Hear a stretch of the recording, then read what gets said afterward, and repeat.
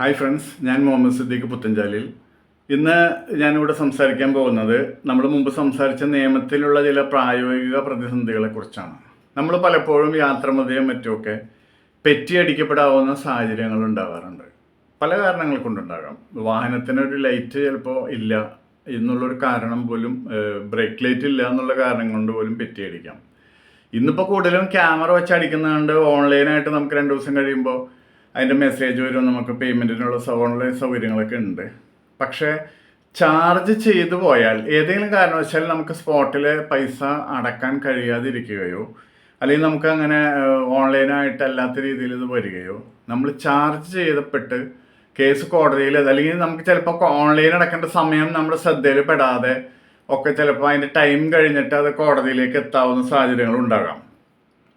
അപ്പോൾ ഇത്തരം സാഹചര്യങ്ങളിൽ അത് കേസായി സമൻസായി നമ്മൾ സമൻസ് വന്ന് കോടതിയിൽ എത്തിക്കഴിഞ്ഞാൽ നിങ്ങൾ കുറ്റം ചെയ്തിട്ടുണ്ടോ എന്ന് ചോദിച്ചാൽ ഒരു പക്ഷേ നമ്മുടെ ഭാഗത്ത് ന്യായം ഉണ്ടെങ്കിൽ പോലും കേസ് ചാർജ് ചെയ്ത് കോടതിയിൽ എത്തിക്കഴിഞ്ഞാൽ നമ്മൾ കുറ്റം ചെയ്തിട്ടുണ്ടെന്നുള്ളത് സമ്മതിക്കുകയേ ചെയ്യാവൂ.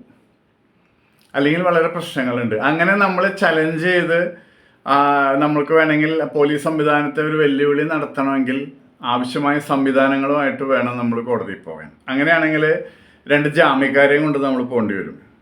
അല്ലെങ്കിൽ ഉള്ള പ്രശ്നം എന്താണെങ്കിൽ, കുറ്റം ചെയ്തിട്ട് ഉണ്ട് എന്ന് സമ്മതിച്ചാൽ ഫൈൻ അടച്ച് ബന്ധപ്പെട്ട 500 1000 ഒക്കെ അടച്ച് പോകാനുള്ളൊരു സംവിധാനം നമുക്ക് കിട്ടും. ഞാൻ കുറ്റം ചെയ്തിട്ടില്ല എന്നവിടെ വാദിച്ചാൽ പിന്നെ അവിടെ നമ്മൾ പ്രോസിക്യൂഷൻ നടപടികൾ മുന്നോട്ട് പോകുകയാണ്. അപ്പോൾ ഈ നമ്മുടെ നിയമത്തിനൊരു പ്രത്യേകതയുണ്ട്. നിയമം ഏത് പൗരനും നീതി നൽകേണ്ടതാണ് എന്നുള്ളതാണെങ്കിലും നമ്മളുടെ എക്സിക്യൂട്ടീവിനോട് ഒരല്പം ഒരു വിഷയത്തിൻ്റെ തുടക്കത്തിലെങ്കിലും ചുരുങ്ങിയത് എക്സിക്യൂട്ടീവിനോട് ജുഡീഷ്യറി ഒന്ന് ചേർന്ന് നിൽക്കും. കാരണം ഒരു സംവിധാനത്തിൻ്റെ, ഒരു അഡ്മിനിസ്ട്രേഷൻ്റെ 2 ഭാഗങ്ങളാണല്ലോ ജുഡീഷ്യറിയും എക്സിക്യൂട്ടീവും. അപ്പോൾ അതുകൊണ്ടാണ് പോലീസിന് പലരുടെയും പേരിലും കള്ളക്കേസ് എടുത്ത് കുറച്ച് കാലത്തേക്കെങ്കിലും ജയിലിൽ ഇടാൻ കഴിയുന്നത്, റിമാൻഡ് ചെയ്യാൻ കഴിയുന്നത്.